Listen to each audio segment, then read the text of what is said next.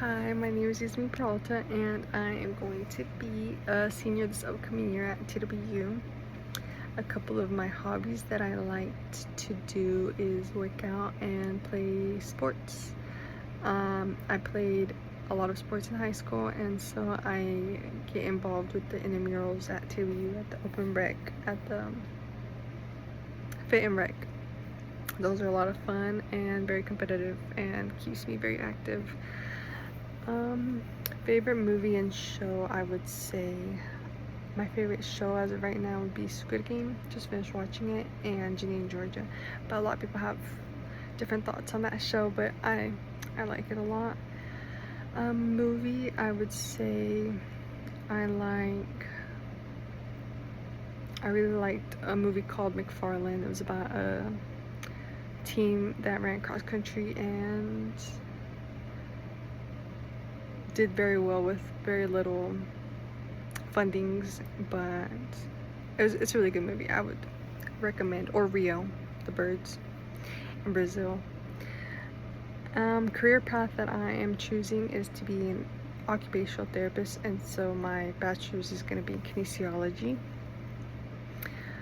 Ways that I see this course connecting to becoming an occupational therapist is that abnormal psychology provides knowledge of disorders like depression, anxiety, PTSD, schizophrenia, autism, and occupational therapists work with individuals who have these diagnoses, understanding the symptoms that causes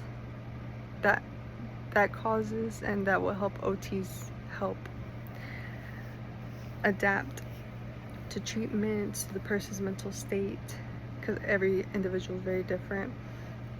To be able to communicate effectively with their clients, because if you don't know their medical history or what they have lived through, then it can be very difficult to get to that.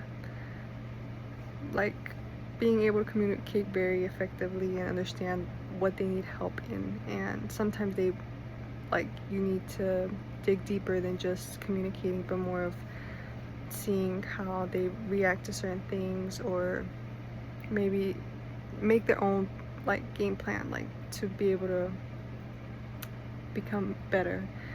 And then to set realistic therapeutic goals. Can't over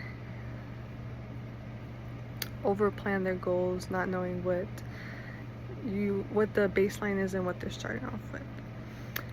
And now I'm gonna go over some of the notes that I took while I was going through chapter 1, 2, and 3. Chapter 1, abnormality. A takeaway that I got from this chapter was that abnormal behavior is judged by criteria like distress, dysfunction, and danger, and these can vary across cultures and time periods.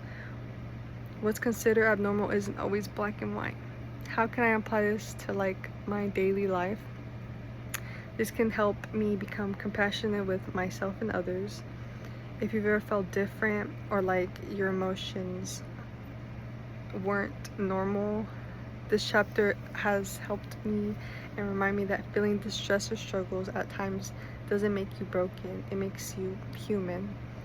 If you notice signs of dysfunction in your daily life, for example, after reading this, I've noticed my poor sleep. Sometimes I become isolated, or it becomes hard to stay very motivated in school and work. You can take it seriously without shame and consider talking to counselors, friends, or trusted adults, which can be hard for some people that they close off and think that they can figure it out on their own, but in reality, you can ask for help. For chapter 2, a takeaway that I got for theories, treatments, and abnormality. There are many ways to understand mental health. Through biology, the brain, chemistry, behavior, habits, and learning thoughts, relationships, and culture. But treatment does vary based on the model that you're using. To help understand what I'm trying to say is, if you're going through something hard like anxiety, depression, or even just a bad phase, you don't have to feel stuck. And this chapter has shown and taught me a lot of tools that can help with these situations. like journaling your thoughts, which I have just begun after reading this chapter. Hopefully I will keep updated on how that goes. Changing habits, improving sleep and diet, or talking to others and becoming more social and looking for a social support group.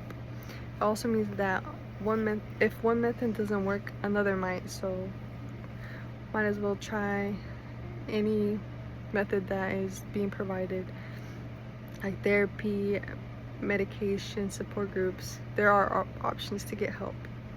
Chapter 3, a takeaway that I got: mental health professionals are careful methods to assess and diagnose issues, including interviews, tests, and observations. Culture, background, and context all matter. How is this applied? If you ever seek mental help, you can be an active participant in the process. Ask questions like, how was diagnosis made? What are treatments? What are my treatment options? Does this take my background experience into account? Never ever be afraid to get a second opinion or speak up if something doesn't feel right when you're receiving help from anywhere, people, or professional help. This chapter empowers me to advocate and to speak up for yourself and recognize that diagnosis is a tool for healing. It's not a label that defines you and to bring you down, but it is something that you can improve and